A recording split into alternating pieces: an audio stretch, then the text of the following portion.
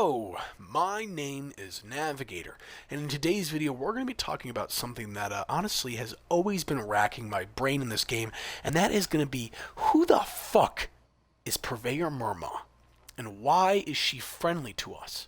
It's something that I've always thought about, and I looked this stuff up, and you can't really find anything about it. There's no really information. There's not really a backstory for her. So I guess what we can do, and what I do in a lot of my videos kind of on these topics, is we can speculate, using some inferences, stuff like that, maybe get kind of a story going about who she was, who she is, why she doesn't attack us, so on and so forth. So, what I first want to talk about is her history within the game. She actually always didn't used to be here, and I actually never noticed this, but she used to be at the Berkeley Springs Station, or maybe the Beckley. I think it's Beckley? No, Beckley's in the Ashy. Berkeley Springs Station. She was behind the counter there, and with the Wastelanders update, as far as I know, I think it was Wastelanders, she actually was moved here to the Rusty Pick, and now she does all of her legendary stuff, so there you have it.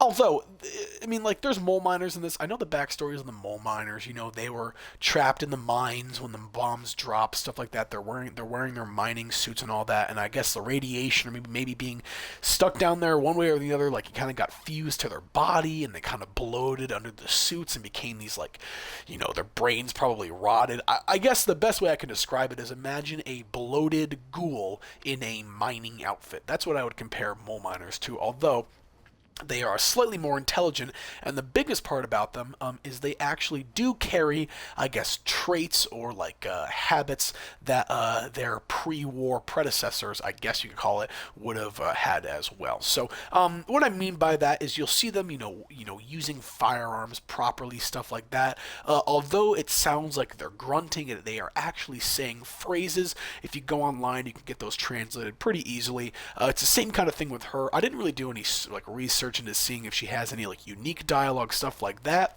But with that out of the way, let's make some speculations about her. So I know I don't really have the best possible angle on her right now, but what we can see here is that she's wearing stuff that is totally different than other mole miners. Obviously, she's kind of got this green and red floral pattern kind of shawl over her. She has some floral pattern gloves as well. You can't really see them there, but if you look really closely under the right under her head on the left side, there's it just disappeared there. Maybe I should show it again, but she's kind of got right there, yeah. It's a yellow with a white flower kind of pattern glove there. You can see her fingers really briefly. Looks like she has, blackened tips, stuff like that. Very similar to the other mole miners.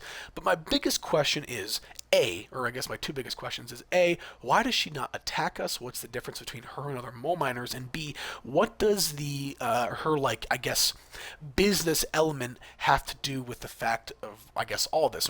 Let's start with that because it was a little confusing.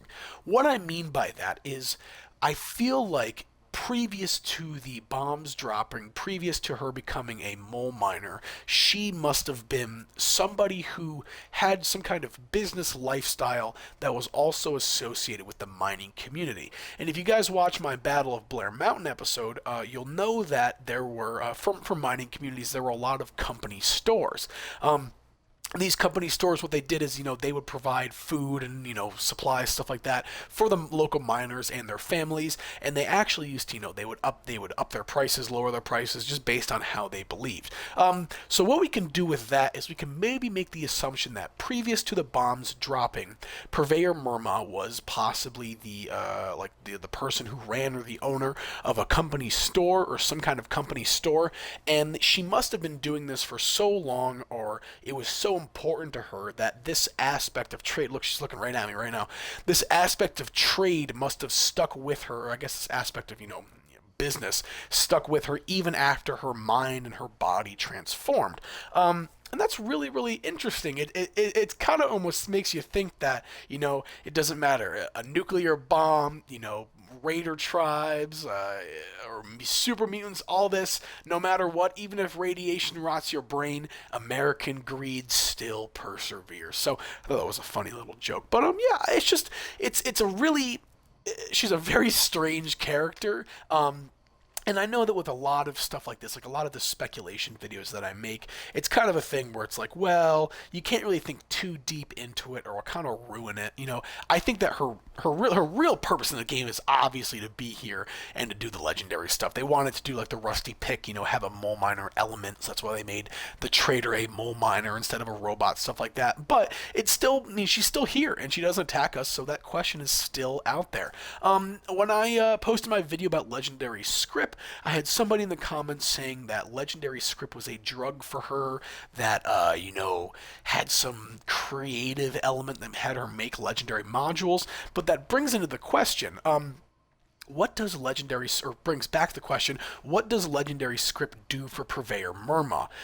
Let's think of, there's two routes we can go down. Either A, this drug, or sorry, legendary scrip is some kind of drug or something that makes her, A, more creative like the guy in the comments said, or B, I guess makes her passive, something like that. And the only way I'm thinking about this is because she is the only person that accepts legendary scrip as a currency. You can't give legendary scrip to fucking, what's his name over at Foundation, whatever it's called, the guy who makes hoagies, I forget. But she's the only person that takes legendary scrip, so legendary scrip must have something to do with this at all. Alright, so that's one thing. It could be a drug that she's taking, that makes her passive, whatever. But the more logical reason is that that business element is still, in her head. She still wants to, trade, barter, whatever it may be. And for some reason, legendary scrip is so valuable to her, or to possibly somebody else that she knows, some kind of connection, something like that. Maybe it is paramount to some fucking giant robot she has under the rusty pick. Whatever it may be, the legendary script is valuable enough to her that she will not attack us out of fear of losing business. And that's pretty cool. And I guess that's going to be really the closest thing we can find to an answer. I'm trying to think of an answer that would be A, logical, and B, one that is pretty broad so that it can encompass a lot. Although that's not really, when you're looking for an answer, you don't want something that's broad. But given the fact that we don't have a lot of information about this, that's really going to be the best that we can come up with. Just some other things, looking behind her, it looks like she's got this stuff kind of organized. Obviously, nobody else can come back here aside from her. She's got these weapons displayed on the walls and stuff like that. All these power armor helmets displayed on things. So it's not like she is, her brain is mush. She obviously has some sense of intelligence left. The closest person that I can compare this to is going to be Tabitha or Lily from, actually, let's go with Lily. Lily from Fallout New Vegas. She's a super mutant, previously a woman, and she still has, some intelligence left, and she definitely still has the female soul still in her, and I think that that's kind of the same thing with Purveyor Murmrgh. Obviously, if she didn't, she wouldn't be wearing this floral pattern stuff. She wouldn't be trying to look as pretty as she possibly could, you know what I mean? So the last thing I want to talk about is the fact that Purveyor Murmrgh is a female, and she is a mole miner. Just two things. So, A, I guess it's kind of a good thing because that means that there was gender inclusivity in the old mining, business of the Fallout universe, which is kind of cool.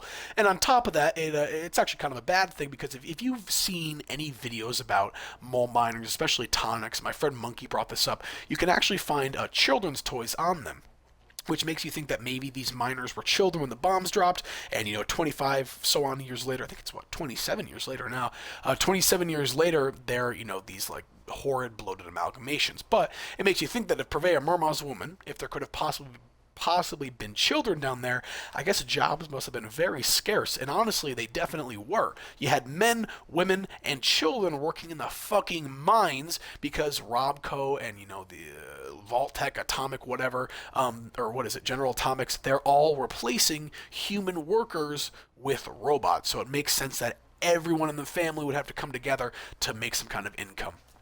Alright, folks, well, I don't really have anything else to talk about. This is really, all I could come up with. I really looked online for, who she is, stuff like that. I'm trying to think of a title because I don't want to mislead people, but mislead people. But I think the best title is going to be Who is Purveyor Murmrgh? So hopefully that's the title you guys are seeing. If it's something different, hope you don't mind. But yeah, hope you guys enjoyed. If you have any other kind of ideas, any things like that, anything that I missed, maybe there is some information about her that I just didn't find, something like that, please be sure to let me know. And please check out my last video going over the returning to the Putnam family and the Lewis and Sons farming supply. So that's all I have for you guys today, folks. My name is Navigator. Have a nice day. Take care.